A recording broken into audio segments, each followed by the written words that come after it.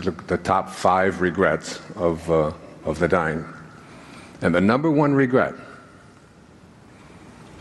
of people who were making that transition was, I wish I would have had the courage to live the life that I knew I came here to live. A great teacher in my life, his name was Leo Tolstoy. And he wrote some of the greatest books in Russia. And he wrote a book while living in Tsarist Russia, where religion was pretty much outlawed. He wrote a book called The Kingdom of Heaven is Within, which I have, it's my bathroom book. I read from it virtually every day. And he also wrote a short story. And the short story is called The Death of Ivan Ilyich. Now, it's not so short. It's 157-page, but I read it when I was in the Navy when I was 19 years old. And it's the story of a man who was a judge in Moscow. And he lived his whole life with deep resentment. He resented mostly his wife and basically hated her. And his hate was directed towards her because he was a poet in his heart and wanted to be a poet. He wanted to write and experience, what poets do. And he every day would go to work when he was attorney, and then she pulled strings and got him into a judgeship and was sort of kind of controlling his life. And he was a commuter going back and forth, doing something that he despised. And at the end of the story, he is lying there on his deathbed with his wife next to him, holding his hand. And he looks up into her eyes, and the last words of this story, which really struck me when I was 19 years old, on a ship on my way to Japan, he said, what if my whole life has been wrong? And then he died. And I remember taking out a pad of paper and writing a note to myself. And the note said, Dear Wayne, don't die. With your music still inside you. Don't die with your music still inside you. By that time, I had already written a novel, and I'd probably written 100 essays by that time.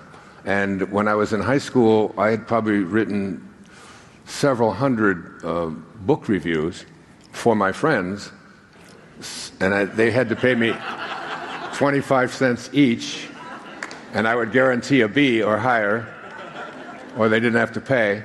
Truly. We used to have to fill out these long manila sheets and how many books that we had read, and my friends weren't into reading books, but I was.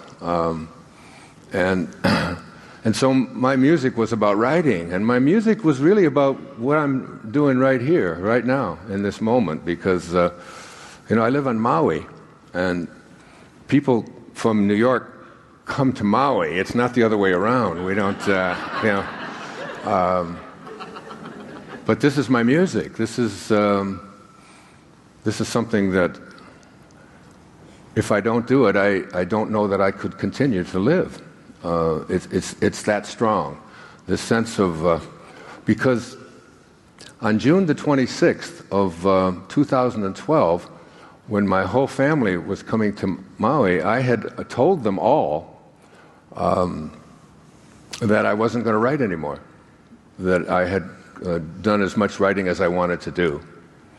And it's just too much pressure, and I had a very serious neck injury.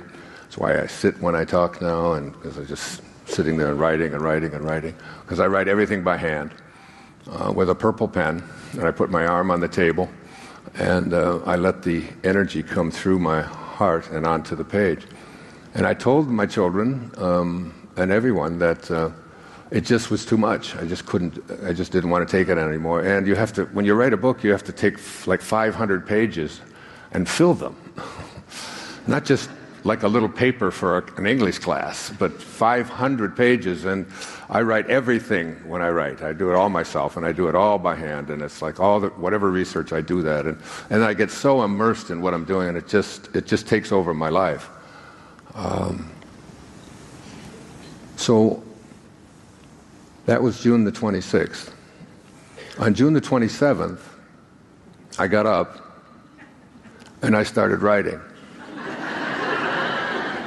Because something inside of me was saying, you know, if you look, I was 72 years old, as you look over your life, there have been so many things and people and events and circumstances that have turned it and twisted it and shifted it from where you were headed into, you know, it's like U-turns and left turns and right turns, and all of a sudden something would show up, and it was just, and I just wanted, I guess before I left this earthly plane on this visit, I just wanted people to have an awareness that this isn't just something that's true for me, it's true for all of us.